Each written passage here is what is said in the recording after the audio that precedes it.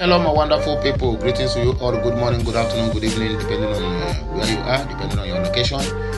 And I would not like to stretch my talk this morning. I just want to go straight to the business or to the new day while we are here. But without not missing words, I just want to say Happy New Week to all my friends, my families, my viewers, my subscribers, everyone who have contributed immensely to the growth of this channel. I say, may the Almighty BIAFRANS never abandon you in any way. Whether you are commenting good or you are commenting bad, may God always visit you at every point of your need. I saw a headline this morning, and I think it is necessary I bring it to my platform. And I want us to make that prayer point even as we embark on our daily activities, on a weekly activities, monthly activities, and yearly activities. And that headline and the prayer point is: anything that will make us to miss this so-called Muhammad Buhari, may it never happen to us.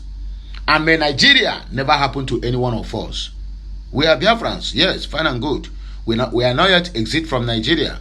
So we need to be always pray this prayer.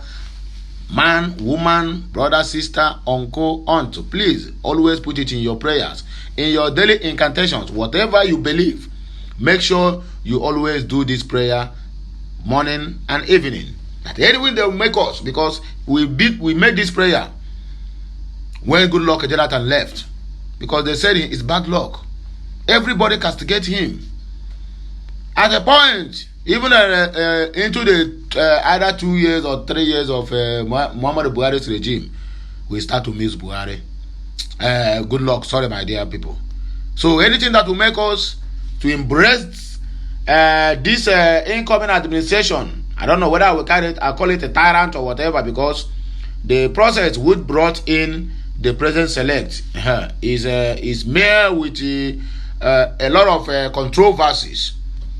A lot of controversies, starting from the campaign season.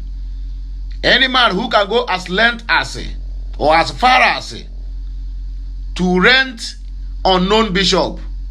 Before what we know is unknown government, but now unknown bishop came into the system. Abokis who are out there selling their yams, and the rest of them shoe shiners, they rent them. That is APC for you. That same people have been into controversy about age, controversy about where he go to school, controversy about his qualifications, controversy. I mean, every damn thing you can think of, from this mother to the last person he witnessed in this world. Everything is about controversy. Controversy about dual citizenship, drug case, everything you can think of. Yet, after all these things, they end up and said, this one is whom we have selected to rule the country for another 4 years. And I know that it won't end that 4 years. That let's call it for another 8 years. 8 years. And anything that will make us to miss Buhari, may it never happen to Nigerians. Over 220 million people who deserve the best. Yes, we deserve the best. So my wonderful people, greetings to you all. Good morning once again. I beg, if you never subscribe to my channel, make sure you subscribe, like, comment, and also share any of my content. You feel it is okay for you to share, not by force. It is from your own mind. So my wonderful people, let us proceed with the reason why we are here this morning. Happy Monday to you all. Mazi Nnamdi Kanu's family speaks on the alleged plans to sabotage Tinubu's inauguration. So the family have come out and said, all these people carrying this fake news, say no be true, they never have any of such plans. So if you are one of those people that is carrying all this kind of news, my dear brothers, my dear sisters, please have a rethinking. Because anything that got to do with the IPOP or BIAFRANS, we are peaceful, loving people, and we are peaceful nations. We are the rising sun, and we are water. So anybody that is carrying any fake news, I know that propaganda is all about APC. They are the one that will tell this thing. They are the one that will go inside the bush and knock and come out and tell you and begin to ask you who knocked that in. Now the set of people we found in our system today or in our midst today. So whichever way it is, make gonna do what? Make gonna discard that very rumor. There's no such, or there's no such plans, if I am allowed to say. The family of the detained leader of the indigenous people of Biafra, IPOB Mazi Nnamdi Kanu, had stated that reports claiming they are planning to disrupt the inauguration ceremony of the president-elect Bola Ahmed Tinubu are totally false. Nnamdi Kanu's brother, Prince Emmanuel Kanu, said the family nor IPOB were not planning to disrupt the inauguration in Abia or any part of the country. Kanu stated this while speaking in an interview with the Vanguard. He insisted that those trying to link the family with such nefarious activities were simply trying to blackmail the family and the movement. And we know we are not part of it. Anybody behind such a plot should count us out of it. We are not involved and we discourage such. Those doing such things are the real enemies of the people, he said. Kanu's family said that mischief makers should stop using his name to create confusion or cause tension in the land, noting that the family and IPOB, led by his brother, believe in peace and will continue to promote peace, both in Biafra land and in the world at large. Kanu said that the major preoccupation of the family is on how to secure the release of Mazi Nnamdi Kanu and not how to disrupt any inauguration. Freedom is what we ask. Prince Emmanuel urged members of the public to disregard any rumor or social media report trying to associate Mazi Nnamdi Kanu's family or IPOB with any unholy act. Vice versa. May 2029 inauguration, he said what? He said is nothing to write home about. It is null and void. Or I get it. So that's all the thing take be. Make on do what? Make on always they keep on a mouth shut, because all these people, all these mischief makers, all these people looking for attention. That is how they keep going from one place to another, fomenting troubles, saying this one said, even when that person does not say anything. You are the best among all contestants. Make on hear now waiting Buhari, they tell Tinubu, say he is the best among all contestants. If you people can remember, call your mind back. Let us not having this short retentive memory. When Tinubu was campaigning and said that he is coming to do what? To do the country well. In other words, his predecessor or the person whom that is going to hand over to him, I don't know whether his predecessor or what do they call it. My English might not be pure, but the message is pure. He said that he would do better than him, that he is coming with to create a new Nigeria. Meanwhile, he was the one that sold this Otapia to us. Now, we are debating between the heaven and the deep sea. May God help us. President Muhammadu Buhari has commended the president-elect Bola Ahmed Tinubu for achieving his lifelong dream of leading the country and for being the best presidential candidate in the 2023 elections. In his farewell nationwide broadcast on Sunday morning, the president said Tinubu was propelled by a burning passion to put the nation among the leading countries of the world, which you could not do. Then tell me, how on earth will he achieve it? How much debt do you meet when you come 2015? But you set it almost close to 100 trillion debt. And I said he's come to how? Anyway, we are watching. Buhari disclosed Tinubu as his brother, friend, and fellow worker in the political terrain for the past 10 years and congratulated him for emerging as his successor. The president stated that the former governor of Lagos State had indeed worked for this day and that God has crowned his efforts. He said, "You, Tinubu, have indeed worked for this day and God has crowned your efforts. I have no doubt that your passion for excellence, reliance on competence, fairness in relationship, commitment to equity, loyal to the country, and desire for Nigeria to be globally relevant would come true for you under God's guidance as you lead our country to levels higher than I am living. I have no doubt that your passion for excellence, reliance on competence, fairness in relationship, commitment to equity, loyal to your country, and desire for Nigeria to be globally relevant would come through you under God's guidance as you lead our nation that I'm living." You are living a disturbed nation. You are living insecurity. You are living debt. You are living debt. You are living motherless and fatherless here and there. And you are claiming you are living a better country than you made in 2015. You are living a naira to dollar over almost 800 naira. And you say you are living a better country. Whereby you meet a dollar to naira 196 or 197.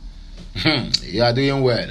You are the best candidate among all the contestants that Nigerians have chosen well. Speaking further, the president said the last 8 years have been an exciting experience in his desire and commitment to see a Nigerian in which public goods and services were available and accessible within a united, peaceful, and secure nation. Yet, you tear the country apart. Under your regime, under your watch, that Nigeria have never witnessed this kind of division we have in this country today. 95% to 5%. Even you invested, you spent much, you completed some projects outside Nigeria, Niger Republic, more than you do in Nigeria. You said 95% for those who vote for you, and 5% for those who do not vote for you. Must all the whole country vote for you? If you do well, the country will vote for you. Look at what is happening in Turkey now. 85 million people, all they are victors of the election. Listen to me. They are victors of just concluded election, not victims. All, no single one. They are 85 million people, and 85 million people voted for Erdogan re-election. You see yourself? If you do well, people will vote for you. Even when you are a military head of the state, you never do anything. You orchestrated the killing of people whom you said they are drug dealers. Yet, you are handing over to somebody who have a drug case in America, even up to today. His relationship with Alpha Kaunde is yet to be made known, because Guinea-Conakry is the center of excellence for anything that got to do with narcotics. And he is a very tight friend to this man. You are telling us a peaceful and secure nation. How? A question that you have torn apart. In the last 8 years, people have died that have died in your administration is even more than what the Nigerian government killed in Biafra land within 1967 to 1970. That is a civil war. We call that one war. But under your nose, people keep dying every day. Even up to tomorrow, even on the day of this inauguration, they will still kill people in southern Kaduna, the Christians. And yet, you people come out to tell us that you don't have any agenda to Islamize Nigeria or to federalize Nigeria. I doubt that. He added, fellow Nigerians, on the strength of your overwhelming support for me and my political party, I started this journey with a great deal of promise and expectations from you. I never intended to be just politically correct, but to do the correct things that will make a meaningful impact on the lives of the common Nigeria. I know they have wrote this speech to you to just go out there and even from your heart, you know that you have not done well. This high expectation was not misplaced, because like the ordinary Nigeria, I have grown tired of watching the country progressively moving from the path of correctness. The Ogunai will kill you. You will never have rest of mind in this your retirement. Tunde Bakare, Tinubu lacks Buhari's integrity. I will never call him my president, according to Tunde Bakare. The serving overseer of the Citadel Global Church, Global Community Church, Pastor Tunde Bakare, has stated that President-elect Bola Ahmed Tinubu lacks the integrity and incorruptibility of President Muhammadu Buhari. The question is, if President Buhari have all these qualities, why then does he fail? Even a retired general cannot solve our insecurity problems. Speaking through a webinar on Saturday, the cleric and the politicians said he would never call Tinubu his president. While responding during a question and answer season after delivering his speech on the Zoom program titled Building the New Nigeria, the role of the diaspora, Bakare said the Independent National Electoral Commission made a mess of the electioneering process, stressing that the 2023 elections were below acceptable standards. If he would be happy to work for the new government as a minister of diaspora engagement, Pastor Bakare said he would say what he said to President Buhari last week. He said he told Buhari that sometimes he called him President of Nigeria and other times he called him my president. Bakare said, last Wednesday I was at the glass house where Buhari, has been restricted now because the main house is being renovated. I said, I've done that for you. I want you to know that because of the circumstances of your flying into power on the wings of integrity and incorruptibility, but you are now passing on to someone who does not have that value. He said that at any public lecture anywhere, before this mess is cleared off, I will address Asiwaju Tinubu as President of the Federal Republic of Nigeria, but I will never call him my president, according to Tunde Bakare. Bakare, who pulled 0 votes in the All Progressive Congress presidential primary in June of 2022, said, I participated in the primary and there were hundreds of persons who participated only by stepping down, so there is no shame in what we have done. We spoke the truth to power. I wasn't there when they voted. I wasn't there when they scored me 0, but we won that badge of 0 and badge of honor. He said if we were called to be a minister under the incoming government, there will be a conditions to it. But I am not desperate to be a minister, not at all. I was offered before I turned it down. My life is not just to take photographs with the president and shake hands. But we do it if it will benefit even one citizens, according to Tunde Bakare. List of Nigerian business moguls to receive national honors. From who? From Buhari. Okay, let us see what happens. Some Nigerian businessmen have been nominated by the federal government to receive national honors for their significant contributions to the country. Nigerians understand that President Muhammadu Buhari would confer the awards to the business moguls at an award ceremony in Abuja, the nation's capital. The Minister of Special Duties and Intergovernmental Affairs, George Akume, made this known in a statement released over the weekend. Some of the prominent business moguls who would receive national honors include the Group Chief Executive Officer of Access Holdings, Herbert Wigwe, Nigerian billionaire Tori, economist and member of the Presidential Transition Committee, Wale Edun, co-founder of Tony Elumelu Foundation, and the chairperson of Avon Medical Practice Limited, Awele Elumelu, Elumelu, and president of Transcorp Group, Owen Omo Giafo, according to the news.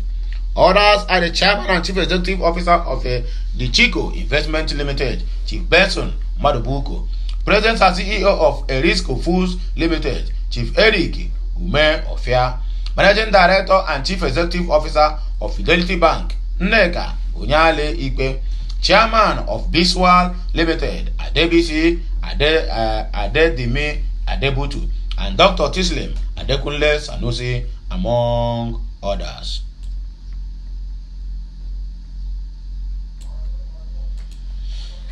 Kiyamo Hill Supreme Court judge overruling on PDP suit against Shetima. The Minister of Labour for Employment, Festus Abamu, has heard one of the judges of the Supreme Court who dismissed the suit seeking the disqualification of Kashim Shetima as the vice presidential candidate of the All Progressive Congress (APC). Nigerian News reported that the Supreme Court on Friday dismissed the suit filed by the People's Democratic Party (PDP) challenging the alleged double nomination of Shetima. The PDP has claimed that Shetima's nomination as Tinubu's running mate was in a breach of the provision of Section 229, subsection 1, 33, 35, 84, subsection 1 and 2 of the Electoral Act of 2022. The opposition party argued that Shettima was still the APC candidate for Borno Central Senatorial District on July 14, when he accepted the nomination for the APC vice presidential candidate. However, in his judgment, the 5-member panel of the Supreme Court in each sitting ruled that PDP lacked the local standing to institute the suit, adding that the appeal is frivolous and was bound to fail. The Apex Court held that Section 284, subsection 14C of the Constitution does not extend to a party poking into affairs of another party, no matter how bent and disgruntled it may be. It added that the PDP acted as a meddlesome interloper and a busybody as it is an internal affair of APC, and awarded a sum of 2 million naira against the party for wasting the times or the court of the time, or waiting the court's time, Extradition rule via his